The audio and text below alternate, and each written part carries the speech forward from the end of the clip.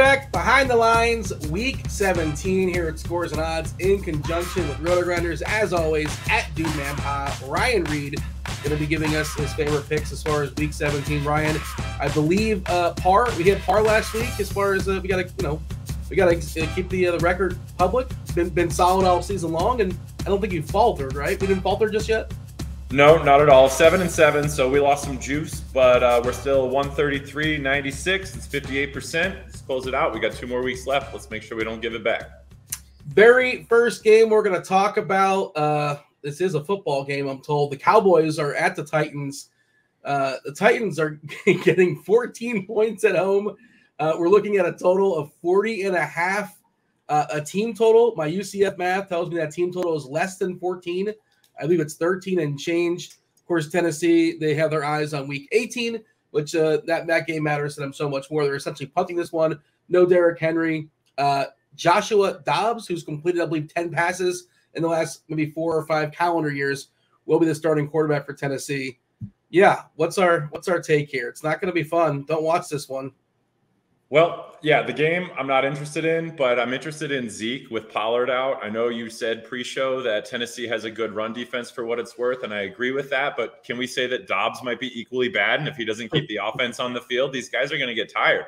Zeke could hit right now. I don't understand why. Our parlay IQ says that he has a 70% chance of clipping the 71.5, but this line has actually just dropped to 63.5 recently on FanDuel, which is still about 5-6 yards lower than everybody else.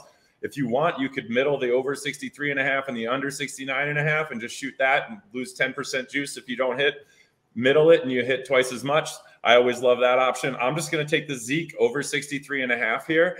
There's almost no way this guy doesn't get it. Yeah, I know he only averages 4 yards a carry. He gets about 15 carries. There is one other option on that team for a running back, and it's Malik Davis.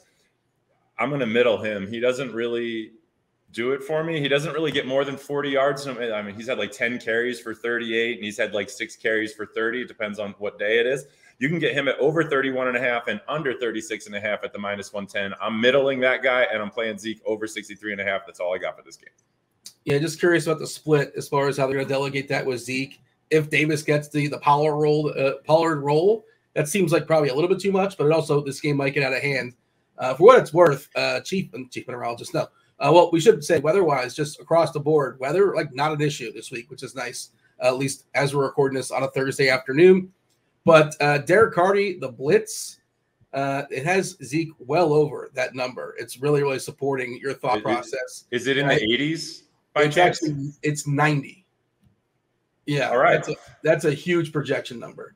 And there's some fragility in it. This might change, obviously, when news flow comes in. Maybe something comes out as far as the distribution, but yeah, it feels like a really, really strong bet.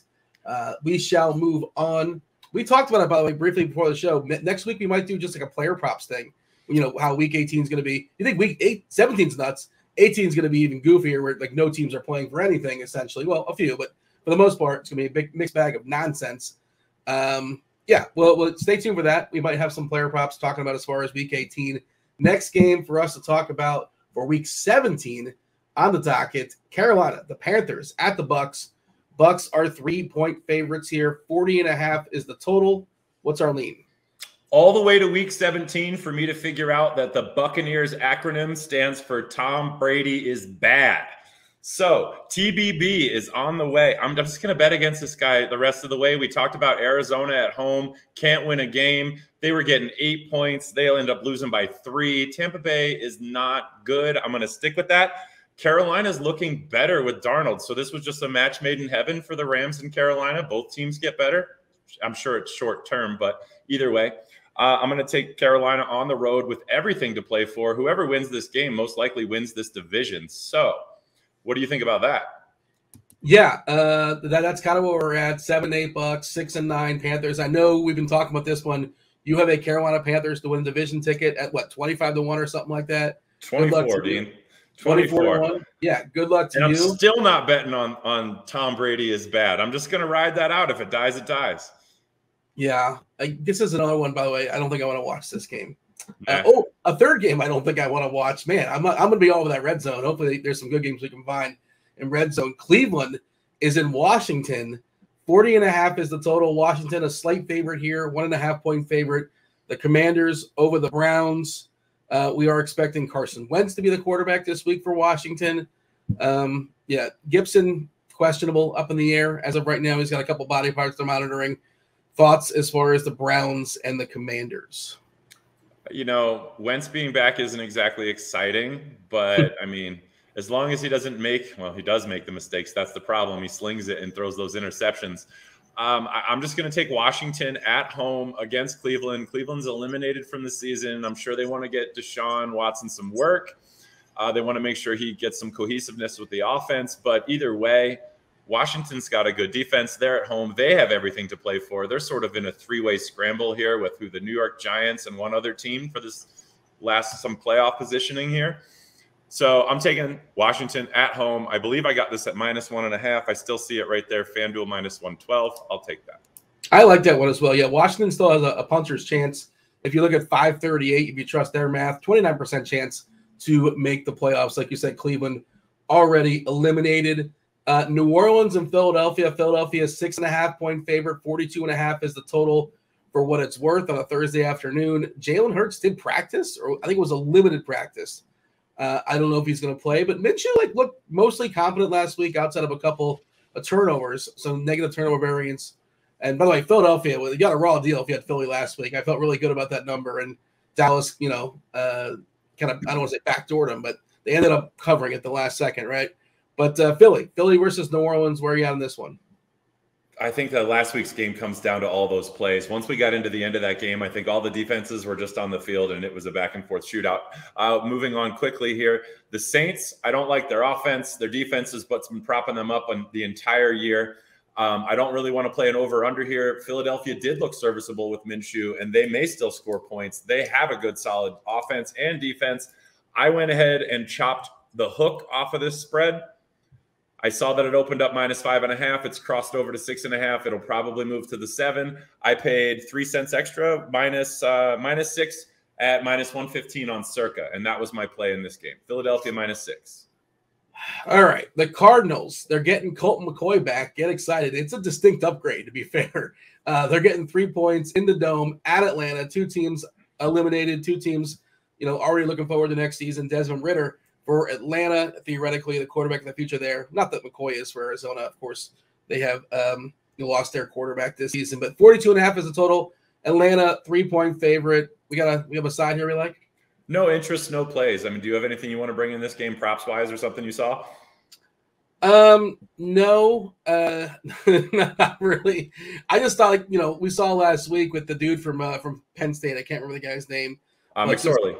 Yeah, 10 targets to Hopkins, was like 1 catch for 5 yards. Just could not get the job done. They did pepper the slot last week with Dortch. I want to monitor that. I'm curious how that's going to go down, because the interesting thing that happened in this game was that Marquise Brown was coming back from injury, and also allegedly there was some sort of kind of a half suspension because he had a cell phone out in a team meeting and he was punished for that apparently. He was taking notes. Yeah, I'm sure that's what he was doing. But this is another game. It's just, they're professionally paid to play out the string, and they're playing out the string, and that's what we're going to do. If you're going to force me to pick, I would take Atlanta, I guess, but I don't love anything here. For what it's worth, I see that Britt has a prop up in this, and it's sort of along the same lines that you said about McSorley focusing in on Hopkins. He said that we're getting Ridder to Drake London. I'm not personally on this bet, but there is a bet for this game if anybody was interested. Atlanta loves to run the ball, but when they throw the ball, Drake London has a huge target share. But they're not throwing the ball 35 times. So, yeah, London is the one guy that's pretty interesting from a DFS perspective too. But that's not what this show is about. All right, the Jags. The Jags are playing the Texans. The Jags Coach Peterson came out and said that this game matters, and it appears they're going to be playing their players. It all comes down the next week versus Tennessee as far as who advances, but there is also an outside chance, I think. I'm not the math guy, but I think a 5 or 6% chance they win this game and lose next week, and they still kind of move on in theory. So they're going to play it straight up, long and short, at the Texans. The Jags are laying 4 versus Houston.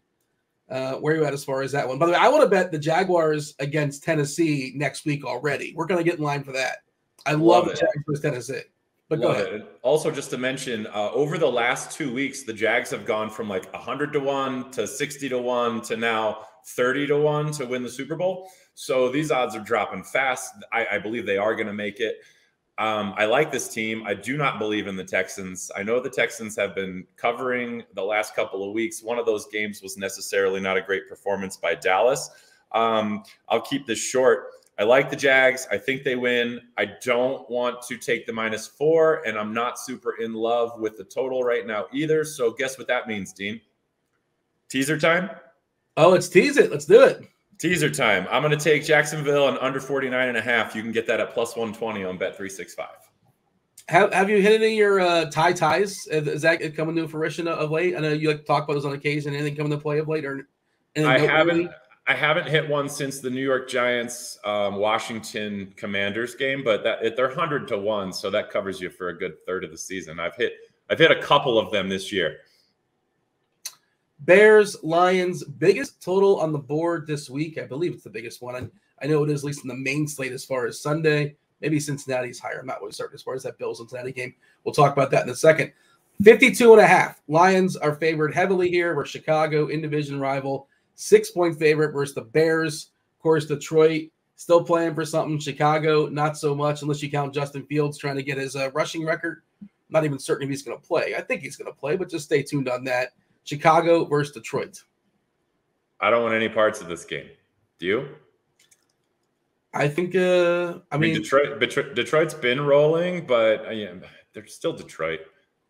The weird thing is that Detroit's rush defense was very good for a chunk of the season, like the last month, as opposed to last week, where Carolina ran all over them, just gashed them.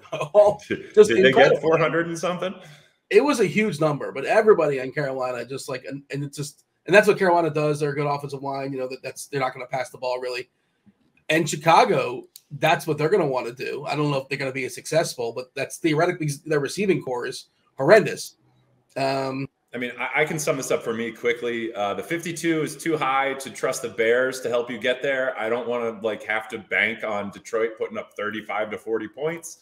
And the 6 feels like too much. I'd rather have them at a field goal. Throw them in your teaser. You never know. All you need is Detroit to win. Throw them in your teaser. It's Detroit. I don't want to. Just don't trust it. This is the new Detroit. This is not your friend of 3 years ago's Detroit. All right. Well, maybe I'm missing the equity on jumping on Detroit early. We've made some money on Detroit this year. I think it's time that I can just safely watch that game. Patriots are home versus the Dolphins. Dolphins go into the cold. Not going to be completely horrendous outside of being cold, as far as I understand. New England laying 2.5 versus Miami. Of course, no Tua. Tua's not going to be playing this week. It's going to be Teddy Bridgewater. 41.5 is the total. The Dolphins getting 2.5. What's our lean? This is a double banger here. You see that it opened up Patriots +2.5. Then the Tua news comes out with the concussion protocol. We definitely know it's Teddy Two Gloves. What do we know about Teddy Two Gloves? He wasn't the problem in Denver. That's what we know. However, he didn't make the problems in Denver look any better, and he's bad everywhere he goes. So you're going to put me Teddy Two Gloves in the cold against Belichick and the Patriots. These teams will be tied if the Patriots can win this, and they will flip. Who's going to make and miss the playoffs? This is going to be an interesting race here at the end with these teams in the AFC. I believe Pittsburgh is still alive here also. Long and short of it is chance. I'm taking the Patriots. I know the chances are slim, but they're still alive. I'm taking the Patriots -2.5, and I'm going to take the under 41.5. I expect the Patriots to slow the game down, stop the Dolphins from scoring, which is also going to be Teddy Two Gloves helping them do that. And they're going to win a nice close game. It's going to be low scoring by a field goal. This could be a tie spot, by the way. Not to encroach on your territory. I'm going to make a note. I actually didn't think about that here, but this is a great tie spot. Feels like a tie spot. I was saying 3% for Pittsburgh. I'm not sure if you caught that. Technically, Again, this is 538. 20% chance for New England. Obviously, they have to win this game. Miami, hot start. They've been dipping. 60% chance to make the playoffs. Obviously, cannot win. Pittsburgh's live to win this week is where I'm coming from on that angle. Yeah. Denver, speaking of Teddy Two Gloves, is that did you give him that nickname? Did somebody else give? Does he wear two gloves? I guess he does wear two gloves, right? He started wearing two gloves. I don't know. When he went to Minnesota and they were still out, I don't know. It was a while ago. Is that his thing, or am I thinking of somebody else with small hands? No, I don't think it was small hands. Was it small hands? Either way. I think it's someone else with the small hands. I think Goff's the guy with the small hands, if I'm not mistaken. Like I heard him at this pro day or something. Denver, the Broncos, only 12.5-point dogs at Kansas City. The line did open at 10, and it jumped up to 13.5. Now it's down to 12.5. It's settling. Who's betting Denver? 44.5 is the total, and Kansas City's laying 12.5. And I know you've, doing this show a month plus, you always talk about Kansas City not being not knocking out opponents at home, but now it's the Broncos. They're gonna knock them out. They will not cover this spread probably. So here's the thing. Just look at the under. That's my lean. I don't want to bet this game. The Broncos are just bad. You never know what's going to happen. Somehow LA put up 50-some points on them last week. This was ridiculous. Oh man. Per NFL rules, if the LA Rams in 2022 score 50 points on you, must fire your coach. So Hackett was fired. Then they were fine with that. The organization was like, yeah, I guess so. Sure. Too much turmoil. I mean, normally I would think we would go with the under if the Broncos still had anything to play for, but this is a garbage game. I want to pass. Colts, Giants. Speaking of garbage games, Giants are 5.5-point favorites this week versus the Colts. 38.5 is the total. Not a huge number there. Yeah, we got the Colts on the road playing out the string. Jeff Saturday on a Sunday. We have confirmed, I believe, that he's running out the same quarterback. Yeah, Nick Foles is getting another shot. Did not look good his first game. Where's our lean? I like that they're going to run out Nick Foles again, and I think that sets up very nicely for the Giants, who have absolutely everything to play for. Saquon Barkley in the comeback player of the year. Giants minus 5.5, minus 110. I got that at WinBet, but I see that it's kind of widely available. Caesars, some other places. Jets, Seahawks, long con revenge game for Geno Smith. Getting 1.5 points at home. 41.5 is the total. Feels like this is a pretty good defensive game. Yeah, the total sort of suggests that. We're expecting, well, nothing certain, but I think that the lean is that Lockett's probably back this week. Nothing certain on that. But, yeah, Jets, Seahawks. Geno Smith, does he get his revenge? I don't think anybody in this game's getting revenge on anyone. The total looks really close, like betting-wise. There's no movement. Everything looks really even. I don't like this game overall. I don't want to take the Jets on the road in the West Coast. I don't really believe in the Seahawks at this point either. But this is another tie. Yeah. So that's the only thing I had written down on this one. Moving on.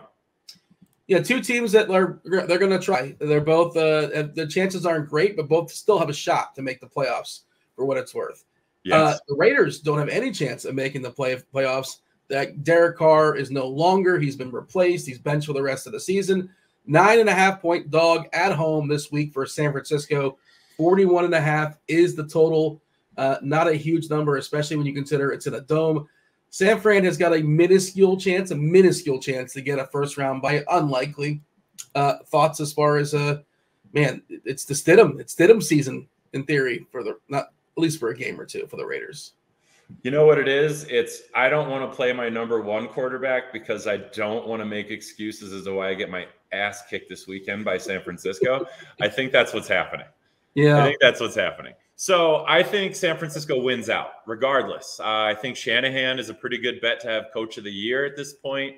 I've already got a little taste of Purdy to be the offensive rookie of the year just because he was way too long on the odds. But I love the San Francisco team. I love the last two games against weak opponents. I definitely think they're closing this out with 2 wins. I do not like the minus 9.5 on the road in Vegas. So guess what time it is, Dean? Second one of the day. We're going to have a teaser. It is teaser time. So we're going to beat San Francisco down to -3, and we're going to beat the total down to an over 37. That was minus 107 at Bet365. I thought Sirianni was in the running for head coach, or maybe Daboll. Is that what are the current odds? You're just kind of willing that one into existence as far as Shanahan. I'm not willing it into existence. Obviously, I've been on the San Francisco train here. So Sirianni is still minus 175 roughly. But in the last 7 to 14 days, Shanahan's gone from 40 to 1 to 2 to 1. Whoa. What do you have your ticket at? You remember? 40 to 1. Look at that. Look at you. You getting the smart money in there. Yeah. Hedge season or not so much? Oh, I sold that puppy on prop swap already. As soon as we got down to 2 to 1, that's too much equity, man. I sold a lot of tickets and I've only had to pay a couple, like 1%. Vikings, Packers laying the 3 versus Minnesota, which again speaks to what frauds Minnesota happens to be. With their record, they're still getting 3 on the road at Green Bay. 48.5 is the total. Vikings already locked into the playoffs. I believe they won the division already as well. Green Bay fighting for their lives. I'm sure Minnesota would love to knock Green Bay out, but Green Bay theoretically more to play for here. Does Minnesota have a chance? Yeah, 2% chance to make a first round bye. Like highly, highly, highly. You need some goofiness for them to advance for the first round bye, get that 1 seed. But yeah, Minnesota in Green Bay. Thoughts? Green Bay wins at home in Lambeau. Steady end of December, sort of Aaron Rodgers-esque career end here. I think Green Bay somehow backdoors the playoffs. That's totally plausible here? Yeah, I mean, I think they're fighting for it. They're gonna win these games. So that long and short of it is I've taken the Packers -3 here. Back to Minnesota being frauds. They win and lose too many games by 1 possession or fewer than 3 points. This is going to be an area where I believe like the defense on the Packers is much better. And if the offenses are anywhere near the same, then we're going to get Lambeau weather, cold, Cousins on the road. It's just Aaron Rodgers is just going to win spite of that haircut. It's also 4:25. Like Cousins, that's like bedtime for him, isn't it? It's a little too late for Kirk Cousins. Too close to prime time for sure. Yeah, they got Detroit for what it's worth. Green Bay next week. They got to win out, obviously. The Rams at the Chargers. Horrendous season for the Rams. Hitting the send button. They are 6.5 point dogs, getting 6.5 at the Chargers. 42.5 is the total. What do we got? This is a pass for me. The Chargers have already locked in the wild card. The Rams are already going home. The Chargers were 8-point favorites. It's been bet down to the -6.5. Why is all that? I just don't want to play with this game. I don't want to trust the Rams to cover. I don't want to pay the Chargers to cover either. Yeah, and the Chargers, like I haven't gone through every single game, but it feels like every game is decided by a touchdown. So it's tricky because, 6.5. It's hard to lay 6.5 when they don't win by more than 6.5. Well, I'm still not going to believe in Baker either. Just 2 games, no. And one of those games being a 50 spot, they're going to be in love with Baker for the next 6 months. Last 2 games, first one, Sunday nighter. Pittsburgh, the aforementioned Pittsburgh Steelers are getting 2.5 at Baltimore. 35.5 is a total. It's looking not great for Lamar to play. I believe he did not practice again on a Thursday. Just for what that is worth. It feels like an opening 6.5 now down to 2.5. It feels like the line is telling us Lamar is not going to play. You tell me.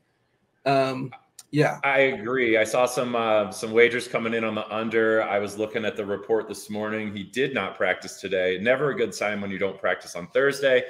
They're locked into a playoff spot. They're not going to have to give that up. But with Huntley and the Steelers still having a slim chance at making the playoffs, I think the Steelers are live to actually win this game on the road if anybody wants to dabble with that. But we've been taking the Steelers unders pretty consistently here week in, week out.